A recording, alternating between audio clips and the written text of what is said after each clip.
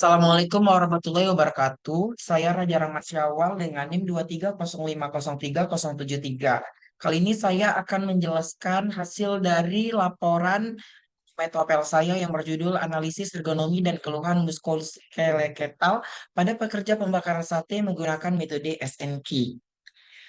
Berikut pendahuluannya. UMKM kuliner di Kota Langsa seperti Satiwa Abeng berkontribusi pada ekonomi lokal. Namun, pekerjaan sebagai pembakar sate memiliki resiko gangguan muskuloskeletal akibat postur kerja yang tidak ergonomis.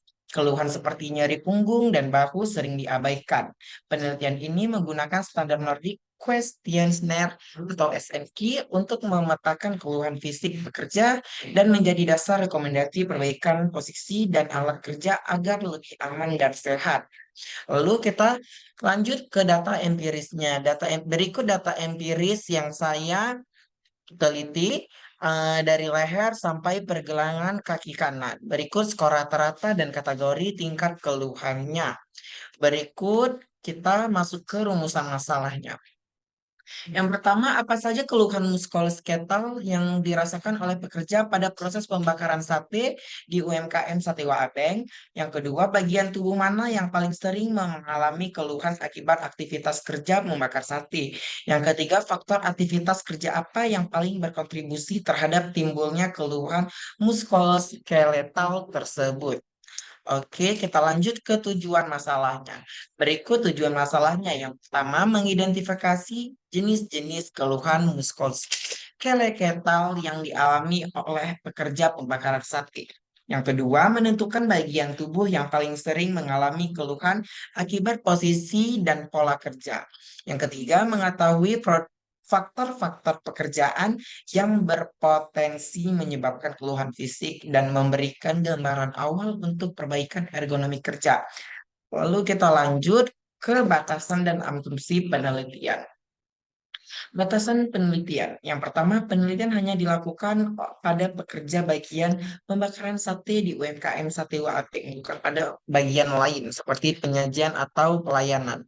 Yang kedua, keluhan muskuloskeletal yang diteliti adalah keluhan yang dirasakan selama 12 bulan terakhir, sesuai dengan standar dari metode SNI. Yang ketiga, data yang dikumpulkan berasal dari penelitian kuesioner SNQ oleh responden dan tidak mencakup pemeriksaan medis langsung oleh tenaga kesehatan. Berikut asumsi penelitiannya. Nah, tadi kan ada batasan penelitiannya. Sekarang kita lanjut ke asumsi penelitiannya. Yang pertama, responden mengisi kuesioner SNQ dengan jujur dan sesuai dengan kondisi fisik yang benar-benar mereka alami. Jadi, yang kedua, kondisi kerja selama penelitian berlangsung mewakili aktivitas kerja sehari-hari tanpa ada pembahasan atau penyesuaian khusus. Berikut landasan teorinya, konsep dasar ergonomi dan resiko kerja. Ergonomi adalah ilmu yang mengkaji interaksi antara manusia dan elemen kerja untuk menciptakan lingkungan kerja yang aman dan nyaman. Dalam konteks UMKM seperti pembakaran sate, pekerja sering melakukan aktivitas fisik berat berulang dan dalam postur yang tidak ergonomis, misalnya membungkuk atau berdiri lama di depan bara api. Hal ini memicu gangguan muskuloskeletal (MSDS), yaitu keluhan pada otot, sendi, dan jaringan tubuh lainnya akibat posisi kerja yang salah satu aktivitas yang salah atau aktivitas repetitif. Penerapan ergonomi sangat penting karena dapat mengurangi kelelahan dan cedera kerja. Prinsip-prinsipnya meliputi kenyamanan, kegunaan alat kerja, kekuatan alat, keamanan, dan keluasan sistem kerja. Meskipun UMKM sering menghadapi keterbatasan sumber daya, perbaikan sederhana seperti pengaturan tinggi meja, waktu istirahat, dan alat bantu kerja bisa meningkatkan kesehatan dan produktivitas pekerja. Lalu ini adalah metode SNQ dan relevansinya dalam penelitian standar Nordic Questionnaire atau disingkat seperti jadi SNQ, digunakan untuk mengidentifikasi keluhan muskuloskeletal secara sistematis. SNQ menilai 27 bagian tubuh dan sangat berguna untuk mengidentifikasi nyeri atau ketidaknyamanan yang terjadi selama 7 hari atau 12 bulan terakhir. Instrumen ini telah divalidasi dalam berbagai konteks dan budaya termasuk pada pekerja sektor informal dan layanan maksud. SNQ dipilih karena sederhana, tidak memerlukan alat khusus, dan mampu memberikan gambaran rinci tentang kondisi fisik pekerja. Penggunaan SNQ dalam penelitian ini bertujuan untuk memetakan keluhan para pembakar sate di UMKM Sate Waabeng secara akurat, sehingga bisa disusun rekomendasi ergonomi yang tepat guna untuk meningkatkan kenyamanan dan keselamatan kerja mereka. Jadi menurut Safa dan Aifa, gimana nih penjelasan tentang metode SNQ? Apakah kalian ada yang mau bertanya? Oke, saya lanjutkan.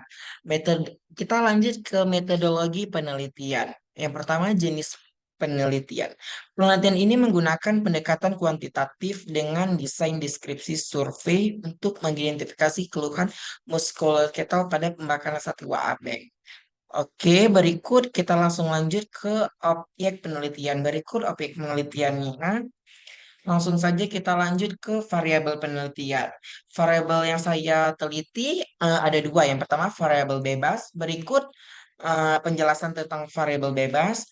Yang kedua variabel terikat. Dan berikut variabel terikat. Ya. Oke, kita lanjut lagi. Kerangka konseptual. Berikut kerangka konseptualnya. Faktor ergonomi. Berikut faktor ergonomi memiliki posisi kerja, durasi kerja, frekuensi gerakan, pengalaman kerja.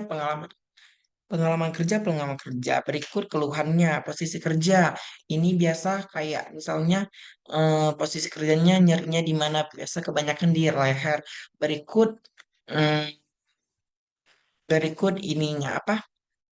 Keluhan muskuloskeletalnya, durasi kerja, nyeri bahu, frekuensi nyeri punggung atas, dan lainnya. Langsung kita lanjut ke prosedur penelitian. Penelitian ini dilakukan secara bertahap untuk memahami kondisi kerja dan keluhan tubuh pekerja. Kota Langsa. Sorry, bertahap untuk memahami kondisi kerja dan keluhan tubuh pekerja pembakaran sate di Sate Waabeng, Kota Laksa. Tahapannya meliputi observasi langsung, penyusunan dan penyebaran kuesioner SNQ kepada responden. Ya, respondennya ini kita termasuk Safa dan Aifa, serta wawancara dan pengamatan posisi kerja. Data yang terkumpul kemudian dianalisis secara statistik sederhana untuk mengetahui bagian tubuh yang paling sering dikeluhkan dan faktor ergonomi yang memengaruhinya. Berikut lampiran yang saya teliti. Berikut laporan yang saya teliti. Ini saya langsung kasih kuesioner ke pekerjanya.